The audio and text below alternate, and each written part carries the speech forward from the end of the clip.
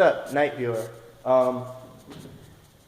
I was having a hard time doing this video, but then I decided, you know what, why not wait it out and watch Raw just to see how things played out.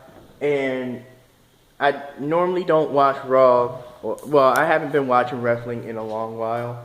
I pretty much, became a lot more busier, but at the same time, the products, well, WWE I'm speaking of, it's like the products and content just started becoming lackluster to me, where my interest in wrestling sort of died out a little bit, but I do keep in check every once in a while. However, since the whole death of Chyna, Joanie Laurer,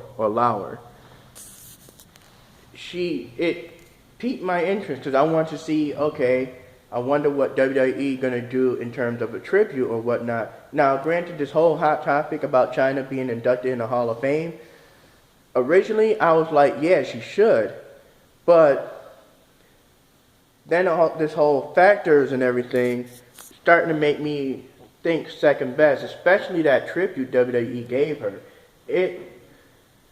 I'm gonna be honest, and this is my opinion, it felt lackluster. It didn't feel like real. Like, WWE is infamously known when they do a tribute for a wrestler that passed or anything, they'll either do one of a couple things.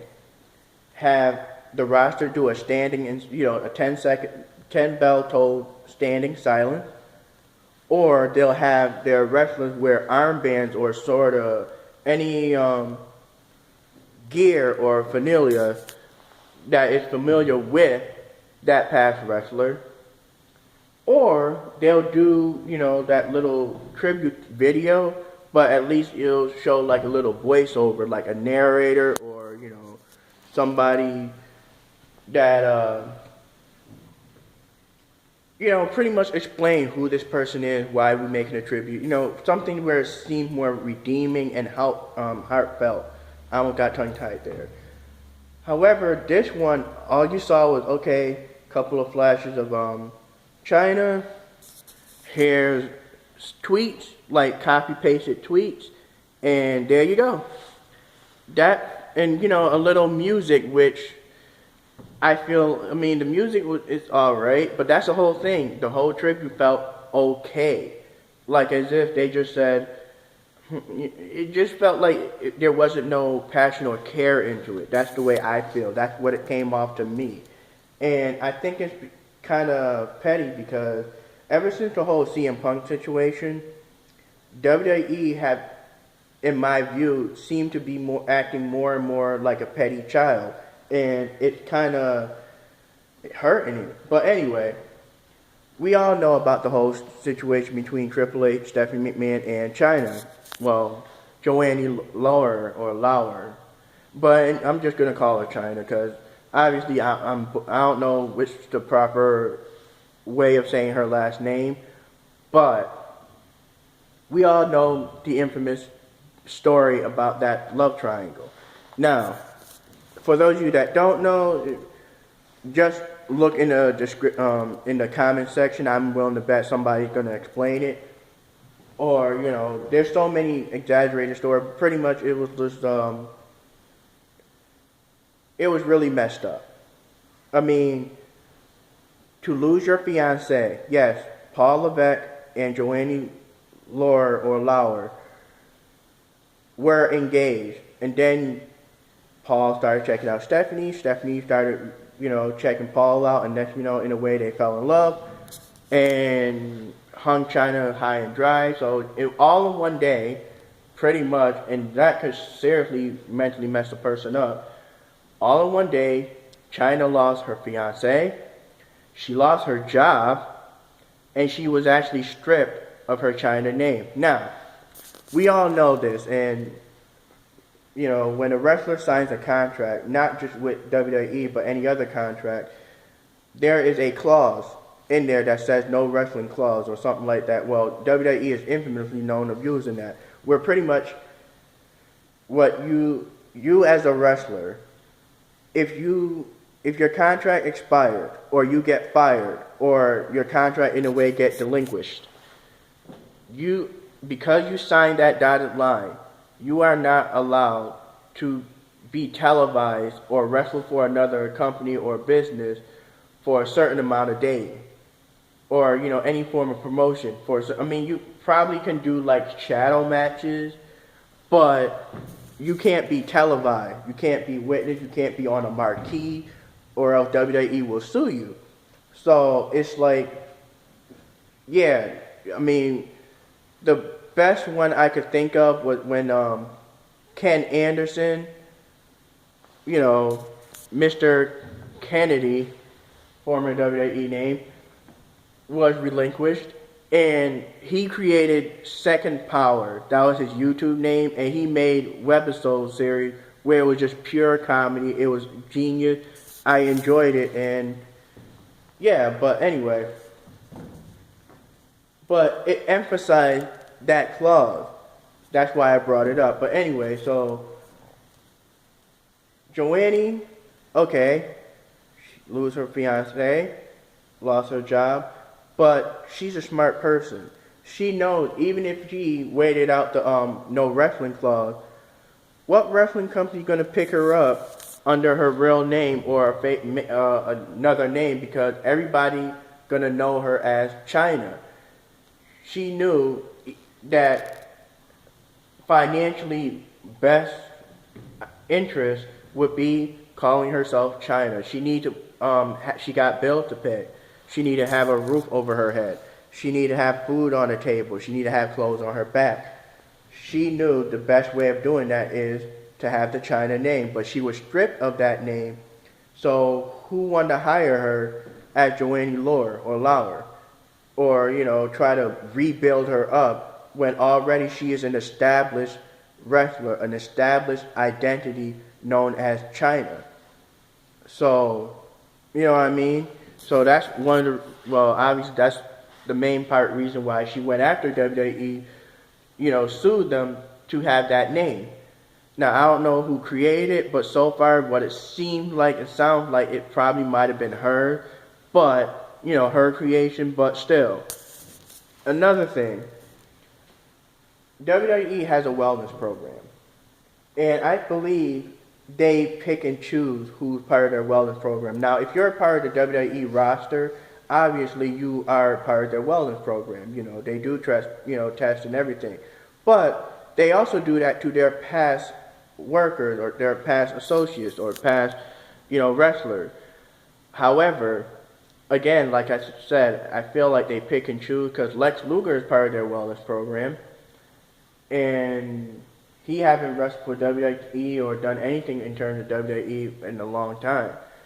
He does do some DVD videos, when they do like hairs, like the most recent one, Owen Hart.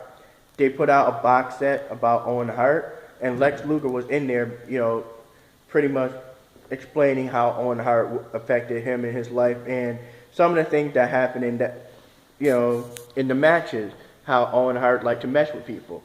But that, that's proof enough.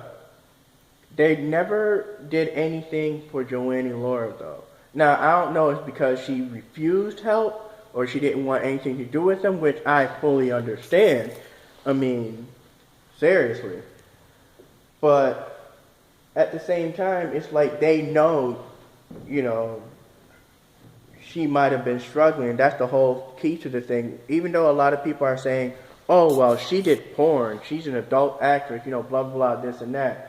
When you are financially struggling or when you are trying to uphold the lifestyle that you became adjusted or used to, you're willing to do whatever you can. I mean, it's not like she just did it to do it. She did it for necessity. She needed, like I said, she needed the roof over her head. She needed the clothes on her back. She needed the food on the table, all that stuff. Because obviously being stripped of your name, it made things harder and worse, for her to do things. Now, granted, that wasn't a favorable choice. I mean, even I will have to say, like, throughout that whole situation, in her struggles and everything, it's not all WWE's fault. I mean, she has her fault in it as well.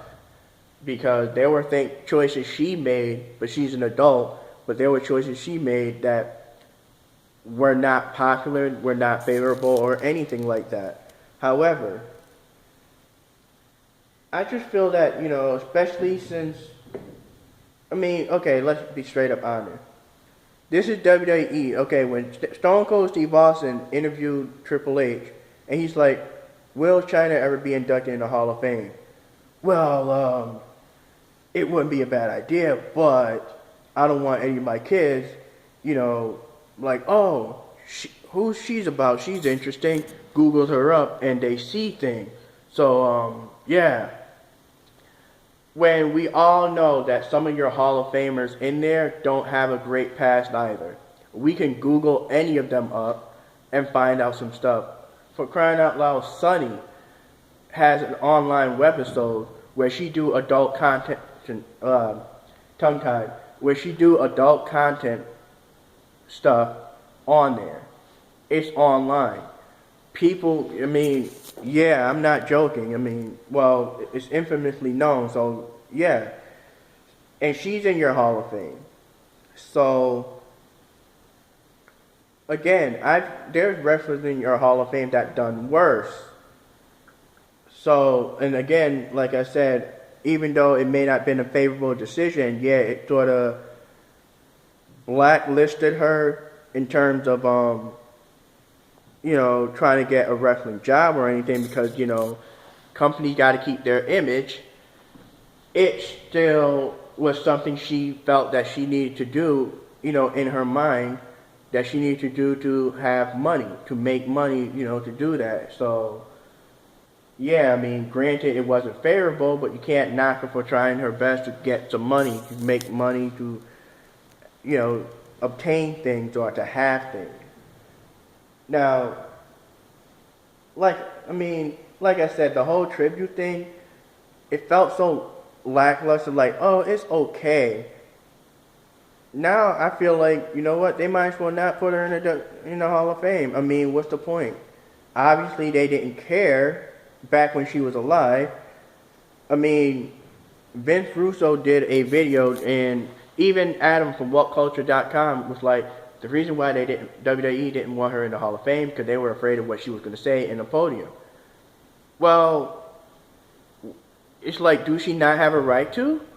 You know what I'm saying? Obviously, she paved the way and she broke barriers for this company, and she done all these things. She should, if she feel like she could have to mention some of the stuff that happened in the past, so be it. WWE got editors; they can edit that out. So, to me, that's kind of a weak excuse. If memory serves me correct, they had Ultimate Warrior, one of the promotion when they was like, oh, Ultimate Warrior is being inducted in the Hall of Fame. People were excited. They even promoted it that, oh, I wonder what he's going to say. But yet they're worried about what Chyna's going to say, even though, in a way, WWE screwed her over. I honestly believe if she were to bring anything up, it would make the company look bad, even though they do a lot of charity work, they do all these other stuff, all about having a good image. But truth be told, they've done some shady stuff too. Not every company's 100% faithful or, sugar-coated. You know what I mean? And Chyna is a definite example of that. In Vince Russo's video when he was honoring Chyna, he said all she wanted was closure. She was apologizing to WWE. That whole situation was like 15 or 20 years ago or something like that, and it still hung over her, and all she wanted was closure. Did she get that closure? Obviously no. So that's why I'm saying, to me, it seemed like WWE has become more and more like a petty child. And now that she's deceased, it's like, and that tribute, like I said, in my opinion, was pretty lackluster. I've seen people on YouTube that can do way better tribute that you can tell were more emotionally invested than what WWE did. So, and that's my opinion. So, yeah, I mean, of course, rest in peace, Joanie Laurer or Laurer. Sorry, butchering the last name, but I felt that she deserved better. Granted, yes, she's an adult and she make her own decision and live her own life, but like I said, everybody deserved to be loved. I mean, I feel that if they were going to induct her in the Hall of Fame, they should have done it when she was alive. She needs to see, I feel that she needs to see or witness or hear or be part of that atmosphere where fans just chant her name, giving her that glory, giving her that triumph to let her know that, hey, thank you. And yes, we care about you. We love you. You know, she wanted to, feel that appreciation. But now that she's deceased, it's like she'll never really know about it. She'll never really feel it. And that's why I think it's fucked up. Sorry for the crude language, but I'm just being seriously real here. The whole situation that happened, again, like I said, that can mentally mess up a person. That, in my belief, caused her downward spiral. I don't know how she was before that situation, and I don't know how she was personally after that situation, but we all know that situation happened. But I will give her props, bigs up on her for saying, you know what, Triple H and Stephanie McMahon, they fell in love, they're happy, good. She said that. It's like she understood that. Granted, at the time when the situation happened, obviously anybody in that position would be mad, pissed, and everything else, so she did what any normal person would have done. But as years gone by, she was a bigger person. That's the thing. I feel she was a bigger person, especially when she was asking for closure. It takes a lot to swallow your pride and say, hey, I'm sorry. Some of the things that happened, I'm not asking for much. I just want closure. That takes a real big person to do that. But to ignore it and not give it to them or anything like that, that's fucking petty. That's some child shit. That's petty. So, and that's my opinion about it. That's why I feel like before, yeah, she should be in the WWE Hall of Fame back when she was alive.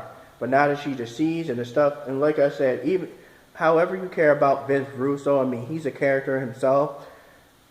But at least he was big enough to show that interview he had with Chyna, and when he did his video honoring her, even though some of the stuff seemed like, I don't know how he is personally, so maybe that's really how he is, but some of the stuff seemed like he was overacting, but at the same time, again, I don't know him personally, that's probably how he is, so I'm not going to knock him.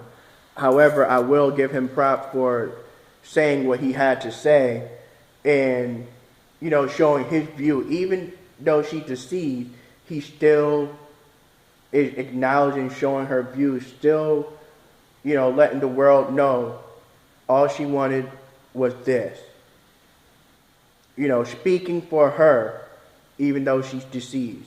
And that takes a lot for a person to do. I mean, that's a huge responsibility, and I feel that he did a decent job. So, yeah, I mean, as of right now, obviously with that lackluster tribute, they might as well not put her in the Hall of Fame at all. I mean, obviously it seems like they don't care. That's just my opinion. Alright then, later.